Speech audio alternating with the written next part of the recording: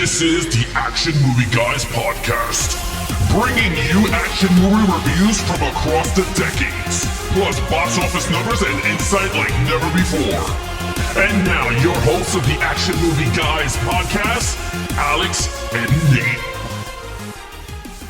What's up, everyone? Welcome to episode number 326 of the Action Movie Guys podcast. I'm your host, Nate, and my co-host is Alex Figueroa. And on this episode, we are going to be continuing on with our Cops and Robbers month. Now, this one doesn't have any robbers, but it's definitely a cop movie, an investigative movie. It's from 2010. It's a little movie called Edge of Darkness, directed by Martin Campbell, starring Mel Gibson and a bunch of other good actors as well. But before we get into it, we do have a special guest this week. He was here for our last episode, and he's back again. His name is Jay. Jay, go ahead and say hello to everybody. Hello, everyone. This is Jay from JManly84 on Instagram. There you go. That's where he's from, and that's where you could find him. JManly84 on Instagram. So yes, quick question for you guys before we get into, because just get these weird, wait till you hear these Rotten Tomatoes scores. You're going to be like, something's weird going on with these. I know the answer to Alex. I'm not going to ask you. Jay, have you ever seen this movie before doing this review? Well, surprisingly, it was you guys that convinced me to pick up this movie. And it was the words, "Oh, baby," from Papa Al that really convinced me to pick this up. That sounds like him. Yes, that sounds like him. But it sat on my shelf, and I completely forgot that I owned it. And so when I saw that it was on the list to watch, I said, I'm going to have to watch this now. So I'm glad I did. It was a first-time watch, is what you're saying. First-time watch. Oh, so we got a first-time watch. We got a, I don't know how many time watch from Alex. Yes. You have to guess. I'm sorry? Fourth, fifth? I'm talking to Alex. How many for times me, it's been like, it's sixth time. This is the seventh? Seventh time. Seventh time.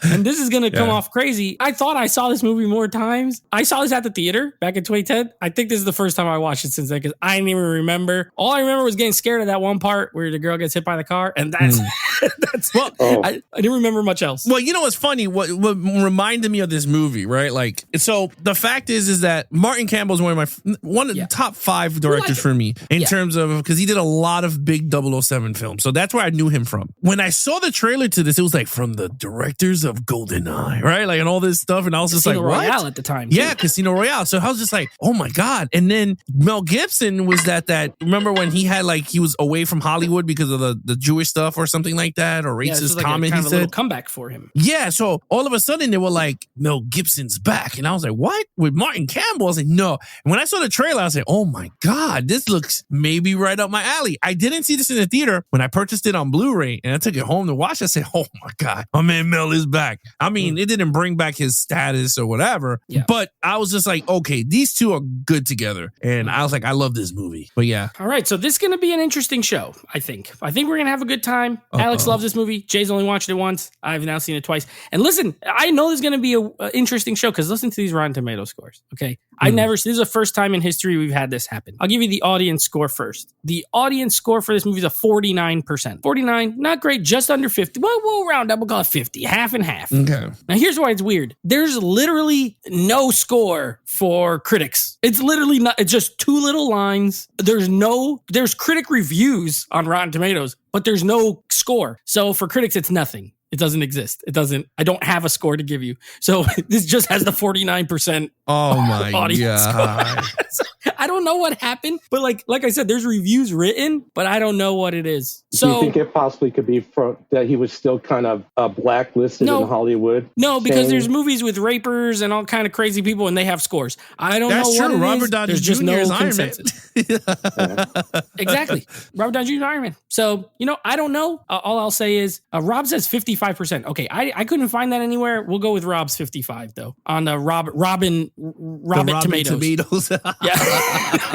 Robin Tomatoes. Okay, so anyway, all right, where do I want to go for? I want to go to Alex. I want to go to Alex first because this is his jam, and I'm interested to see his points on this movie. So, Alex, we're gonna start with you. Lead character Tom Craven, played by one Mel Gibson. All right, so for performance, Mel Gibson gets a 5. I mean, hands down, right? The character, I like his character. He's a loving father. He's a Boston detective. So I love movies when the dudes are detectives and all this crap. So like, I like that stuff. But he's a loving father. They kill his daughter and he's on a rampage. Like he's trying to solve her murder. And I'm like, that is actually, I mean, well, the thing is that they didn't give him the kickback. Like you can't solve your own daughter's murder. Like they didn't do none of that shit, which is kind of weird, like for this type of movie. But again, I'm not complaining. So that's what they did. I liked him.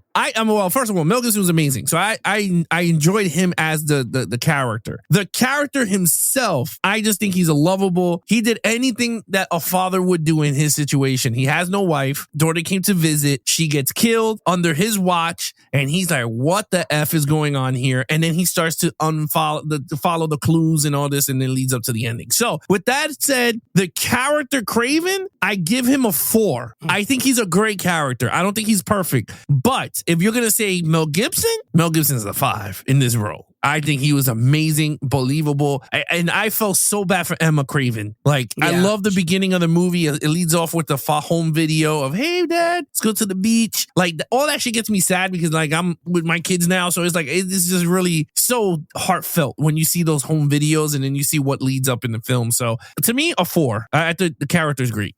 Very fair. Jay, what do you have? With watching this movie, I loved how they were doing the flashbacks, like going to the beach. And there was a scene where he was shaving and he had a flashback where he put shaving cream on her face and he took the back of the comb and she was shaving and all that stuff. It was like we were talking about with Jack Ryan's stories where he had all the family element there. So with that, I gave him a 5. Because I thought it was just a really good character-based thing, doing the family element there as well. Okay, I agree with Alex. I gave him a 4. I wish there was more, to be honest, I wish there was more flashbacks when she was grown. I would have liked to have seen their relationship now rather than everything being when she was a little kid. You know what I mean? Yeah. And I understand what they were doing. I'm not saying I have a problem with it. I just would have liked, because she comes home and then when he didn't know the boyfriend at all. It seemed like they were together for a while. So it seemed like the relationship may not have been amazing. And I would have liked to have seen kind of why or what happened and then, whatever the case may be. Either way, I agree with Alex. I think he's good, but to me, I disagree a little bit. I don't love the performance. I don't like that he talks so low the whole time, just talking like this the whole time. There's scenes where I had to put the volume up really loud because I don't like to watch subtitles. I had to put it up really loud to hear what they were saying. Him and Ray Winstone both. Whoever did the sound mixing for this. No, I think it's the mixing. I don't think it's the acting. I think it was the mixing. They also talked soft. Like they did. They talked like. Yeah, but I think it was mostly the sound mixing was horrible. It's horrible. Yeah. It's one of the worst sound mixing jobs. I had to put it at a 90 because I was like, what the hell is going on? Dude, so okay, it wasn't just me. I had to put it super loud because I couldn't hear it. So I didn't like that aspect. His performance was good overall. I didn't like that everyone talked so low. But yeah, I think he's a cop trying to solve the murder. I agree. The chief is like, you can't do that. And he's like, well, they're trying to kill me, so blah, blah, blah. And he just says, oh, okay, you're right, sure, whatever. And they just like, whatever. And there's a lot of other scenes where it's like, he was moving around in a lot of ways that I feel like, even though he's a cop, it wouldn't quite work that way. But that's more so for maybe storyline. I don't know. I gave him a 4 though. I think he's a very good character, trying to, loves his daughter, trying to solve what happened. She died in his arms. That's tough. And I did like the flashbacks overall. I like the end too. I like when they're at the hospital and they walk like, when he died. I think it's well done the way they did that scene. So I like that. Okay. Main villain. Now this is going to be Danny Houston. Yeah. He plays Jack Bennett. Jay, what do you think? Well, I felt like he was a puppet in the whole thing, in a sense, as far as a villain goes, because he was being that one senator was doing the bidding for the weapons, nuclear weapons, because if I remember right, at the end of the movie, they were sitting there smoking cigars and drinking, and they were laughing. They kind of laughed because if I remember right, Tom Craven was poisoned, and they were laughing about, oh, he's dying in a hospital. So I was thinking that the senator was the villain versus more of the villains versus Danny Houston. So I was kind of going.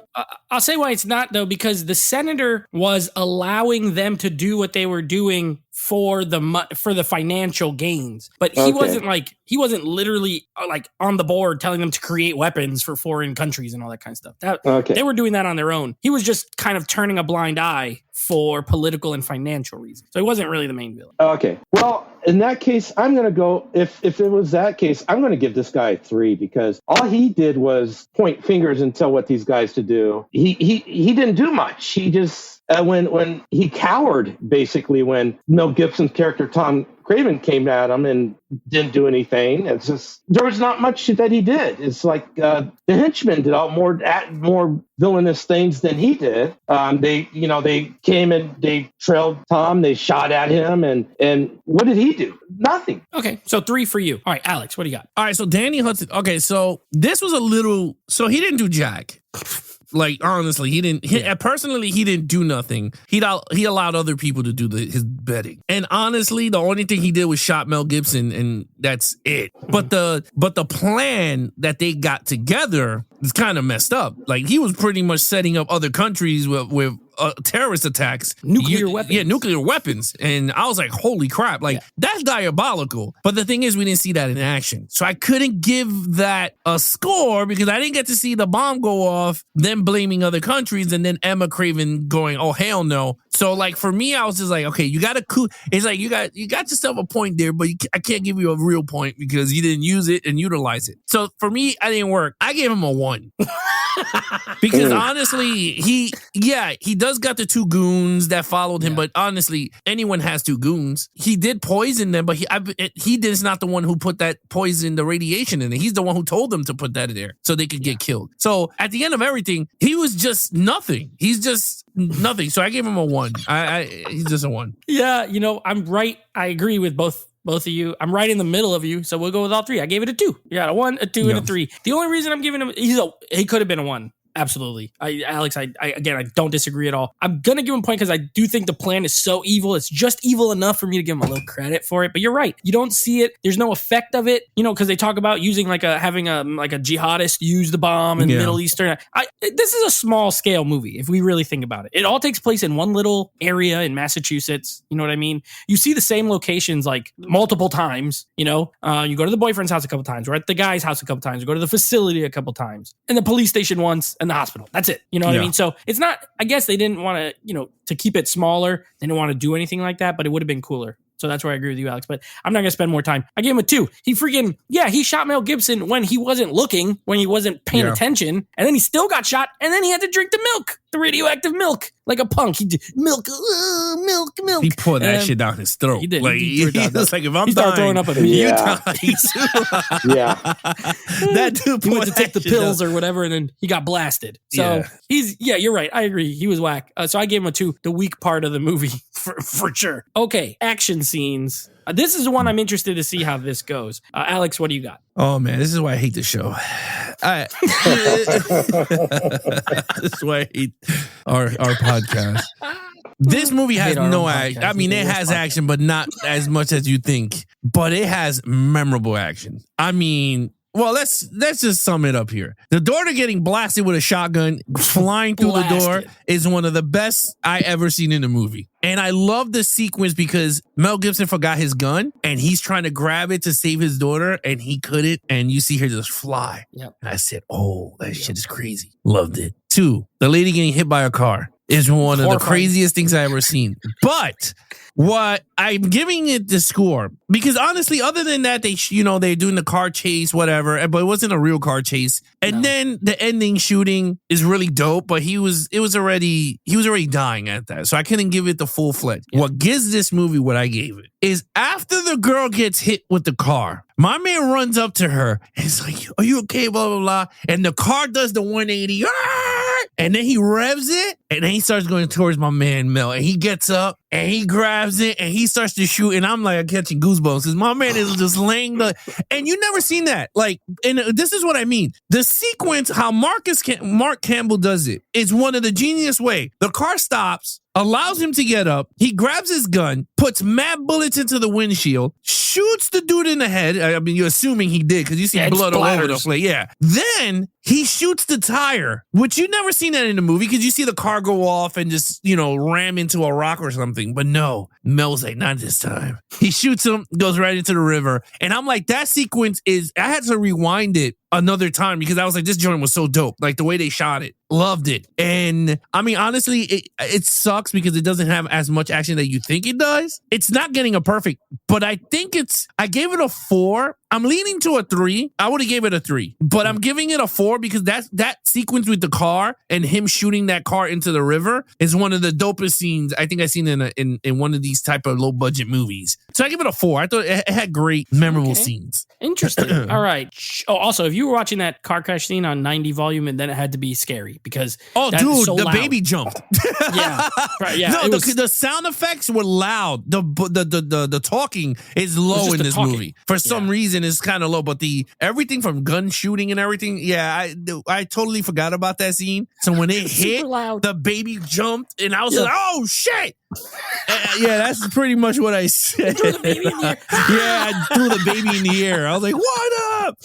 But go ahead, Jay. All right, Jay, what do you got? Action. I'm going to go with everything Alex said, except I'm going to dial it back. I gave it a 3. I mean, I did have the volume up a little bit too because you couldn't hear anything. And those scenes, like you said, the way this director does scenes, it was more like of a jump, because like when they open the door, it's just kind of like, what the fuck just happened? Because like he opens the door and, hey, Craven, bang, that freaks you out. And then when that girl gets out of the car after he hands her after she hands him and she steps out and bang, and it's just like, what the heck happened again? You're getting those, but no, I didn't feel like the action was good enough. I think this is more story-driven story for again, but yeah, a 3 is all I can give it.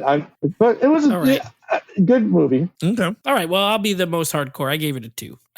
Ooh. Alex, I love that scene too. Probably it gets a 2 for that scene because other than that, to me, this movie doesn't really have action, but it has violence. There's a difference. That girl getting blasted with a shotgun, it's a violent scene. Like she goes flying. There's like blood everywhere. She looks wrecked. Her back is all like, you could tell she just got absolutely destroyed. The shooting at the end, like when he's walking up to the house, he shoots that dude in the head and there's like just spray of, but it's so quick. But it's violent. But that's the only like action scene is him with the gun, with the car. And for that, I give it a 2 because other than that, you have the fight with the boyfriend, the little fight in the house, which is not great. It's also, you could super see it's a stunt double. It doesn't even look like Mel Gibson when he's fighting. I'm like, oh my gosh, that's just some guy named Fred. So I hate to do it. I agree with you, Alex. Like this is one of those situations where it's like, man, this movie's good, but I have to score the action part. It's going to affect the overall score, but it is what it is for me. I gave it a 2. All right. Storyline, Jay, what do you got? Okay. There's one thing I love about genre movies, and conspiracy movies is one of my favorite genres. Obviously, this was a conspiracy movie. And we knew, it took a while for us to figure out what was going on with him being a detective mode. And you find out that the daughter was a whistleblower. She went against the office policies of she basically ratted out on her company when she wasn't supposed to. The company found out and they poisoned her, and then the boyfriend was trying to keep himself on the down low. And Mel Gibson, of course, Tom Craven finds out, and he gets, and the story continues, and so they're trying to kill him as well, and they succeed at it. So with all this going on, I like this story a lot, and so I'm glad I watched it, and I gave it a 5. I thought it was an incredible story with everything that happened here. Nice. 5. All right, Alex, what do you got? All right, so it's interesting watching this movie. When you see Edge of Darkness, you see Mel Gibson, you thinking pure action. Like you go, oh man, this is gonna be one of those like straight to DVD action. I could say this didn't feel like a straight to DVD action. It felt like a short film festival films. You know what I mean? Like those. Like a student film, like someone shot it for like a school project. Like that's what this looks like. It feels like Martin Campbell, he's a great eye for action, great eye for story. And you can see it here. Yes, this is a story-driven movie. I do enjoy the concept of the film. Yes, it is a conspiracy. Yes, but the part that what makes this movie fun is the fact that it's a revenge at the end. Mm-hmm. He's trying to solve the murder of his daughter, and knowing that his friend threw him under the bus, One of his cop friends threw him under the bus for money and didn't want to get his kids killed, which is kind of messed up at the end. That pissed me off the most. And I was like, this dude's a douche. The way everything unfolded, and I think they didn't do it in a way that it was boring. I think the way he was solving, trying to connect the dots, I thought it was really great. It reminded me of Insomnia with Al Pacino and Robert Williams, like that style of, like Christopher Nolan it's movie. a mystery. Yeah, it's a mystery, a murder mystery with his daughter. And I thought it worked very well. I agree with Nate, though. The locations were so they couldn't afford this section of the Boston, so they had to use this. But I liked it, though. I enjoyed it for what it was. I liked the story a lot. It's not one of those that I will gravitate to all the time. I did see it 7 times, but it was one of those times that I enjoy watching it. It's not like it's boring. It's not a boring movie at all. And I think it's the way Martin Campbell shoots the movie with the story. It flows. So for me, I hate to do this, but I gave it for storyline, I gave it a great. I gave it a 4, but in reality, I gave it, to be biased, I would give it a 3 for good, but I'm giving it a 4 because I do enjoy it a lot. And I still think it holds up. The storyline still holds up after all these years. Now, this is a couple weird facts. This is based on a British TV show. By the way, it was a miniseries. Yeah, it was a British miniseries that this is based off of. And you know what's weird? I see what you're saying, Alex. To me, it feels like a 70s movie. A 70s modern, a modern version. And what's really weird is that this had a budget of $80 million. Wow.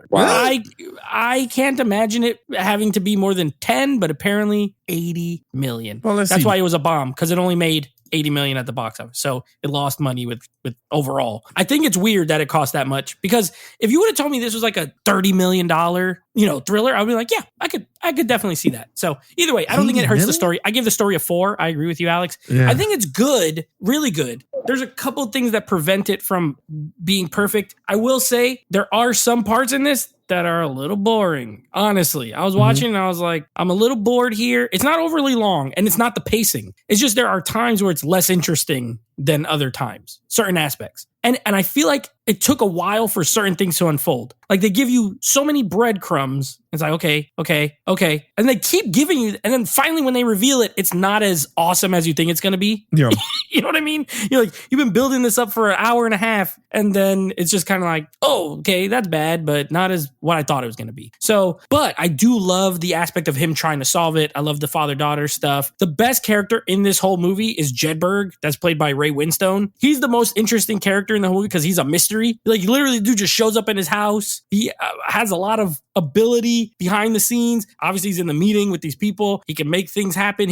And he's a captain. But then when that guy's like, captain of what? He's like, stuff you don't even need to know about. I'm like, I want a Jedburgh movie, but we're not going to get it because obviously he got shot. Well, he could have been alive. There was no blood. He just fell over. But a Jedburgh movie, he was dying anyway. Cool. I think he had those pills. Yeah, remember he was. Yeah, that's right. He was dying anyway. I think he was interesting. I think he had radiation poisoning. I liked him. I would have liked to see more of him too. I would have liked to see him and Mel Gibson, because I like that little banter of he's like, I'm not really going to stop you, but if I really have to, I can stop you. You know what I mean? But I'm going to let you do this. Overall, very good story. So I agree. I gave it a 4. I do think it's very good. Okay. Overall, Alex, what's your score? Again, so overall, I like this movie a lot. And I will still say this is, to me, one of the top Mel Gibson films in terms of action genre that he does. And I'm not talking about his overall big movies. I think this is up there in his action films. I enjoy this one a lot. I think it still holds up. When the movie ended, I was like, this movie still holds up after all these years. So I liked it for what it is. Like I said, Martin Campbell does a great job with these movies. So anything with him on it, I'm there. So I give it a 4. I think it's a great movie and it still holds up. I'm not going to give it a 5 because it's not a perfect movie. Yeah. But now that you said $80 million,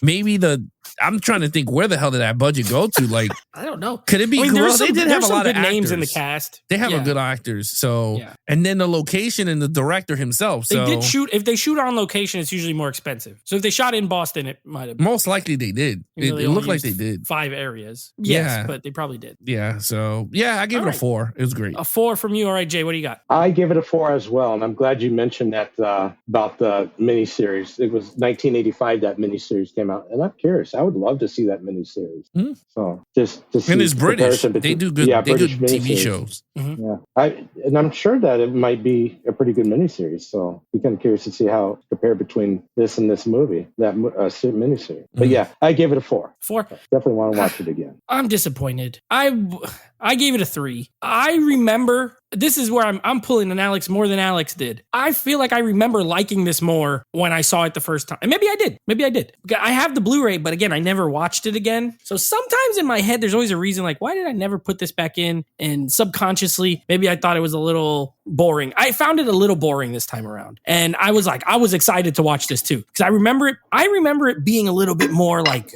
gritty and aggressive than it is. It's not. It's like, it takes its time. It's a very adult drama. It has the revenge element, which we love. You know, we always talk about revenge movies as one of our favorite kind of subgenres. And it has that element because of the daughter stuff. But literally there are scenes of him like talking to people about like science and what are they doing at the factories. And I'm like, oh my God, this is not what I want all the way. I do like the little speech at the end with the other cop. He's like, you know, don't take the money from bad guys. But then he's like, he runs out like this. Like, it was kind of corny. I'm like, well, come on, get this guy out of here. So yeah, I gave it a 3. I was not happy that I had to, but I still think it's good. I do think it's a good movie. I think it's worth watching. Definitely. I'm not saying it's bad in any way, but I was a little let down. All right. So what is your total points, Alex? Let me see. 17 out of a 25. We're not far apart. Jay, what do you got? Yeah. I have a 20. Jay's the high man. I got a 15. Yeah. It's really the action and the villain that hurt it the most. If those were slightly better, this would be closer to the 20 range for me. And shout out to our other Patreon, Robert, who gave the action a 5. I don't know which version he watched,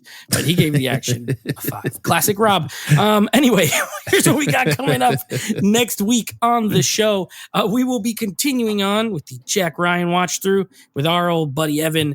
It will be The Sum of All Fears starring Ben Affleck and Morgan Freeman. And then Evan will be back for the next show. Now we got another cops and robbers movie, a little movie called Pride and Glory. Now this stars Edward Norton and Colin Farrell. If I remember correctly, this is one of those like good cop, bad cop type scenarios. Like one's crooked and one's nice, but they're friends. That's what I remember. We'll see. I could be totally wrong. But yeah, that's what we got coming up on the next 2 episodes. Well, there you have it. Jay, thank you so much for joining in on the show. Thank you for having me. It was pretty fun, even though I got nervous, but I'll shake those nervousness for the next time. All right. No worries. Thank you.